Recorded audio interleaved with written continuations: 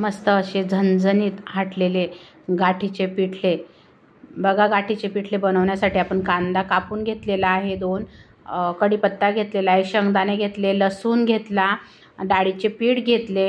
आता बघा कढई तापवायला ठेवली, जिरं टाकले, लसूण टाकला, लसूण ब्राऊन रंगावर झाल्यानंतर कढीपत्ता, कांदा आपल्याला टाकायचा आहे।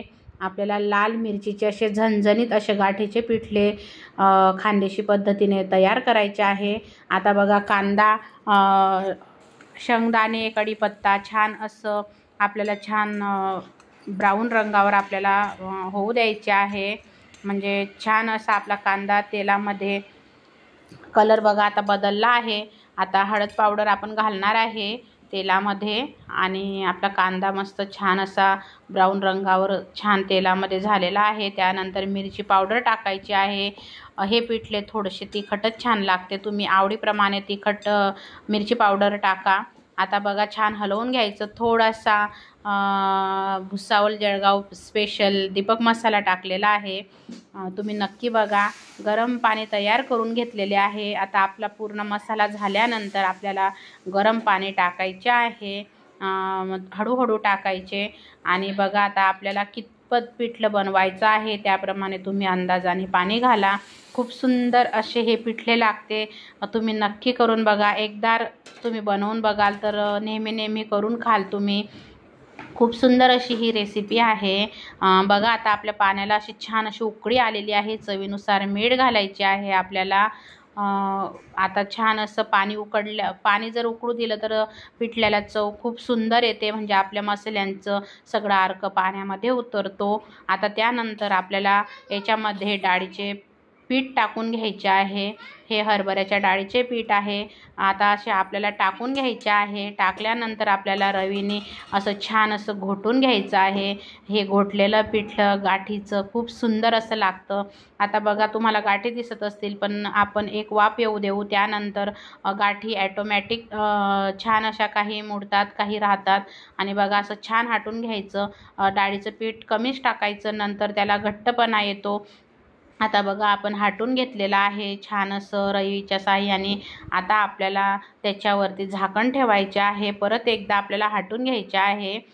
बघा किती सुंदर असे आपले पिठलं होतंय आता, आणि मस्त असं झणझणीत बेत आहे। बाजरीची भाकरी आणि अजून एक रेसिपी तुम्हाला दाखवायची आहे, मस्त कच्च्या मेथीच्या भाजीचा खुडा आपल्याला करायचा आहे। आता बघा किती सुंदर असं आपलं पिठलं आता छान मिळून आलेलं आहे।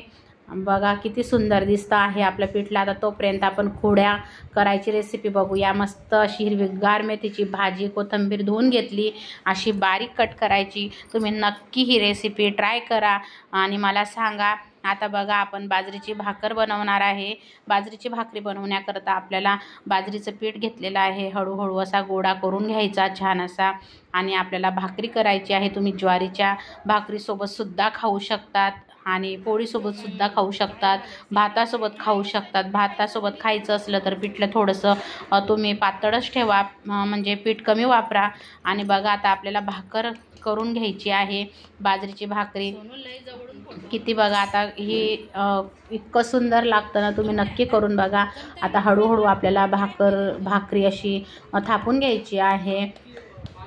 खूप सुंदर अशी ही रेसिपी आहे, तुम्ही नक्की ट्राय करा। तुम्ही नेहमी बनवून खाल आणि टेस्टी पण आहे। आणि कच्च्या मेथीच्या भाजीचा खुडा पण करून बघा तुम्ही खूप सुंदर अशी तोंडी लावायला तुम्ही नेहमी बनवाल। पुढं अजून आपण रेसिपी दाखवू त्याची।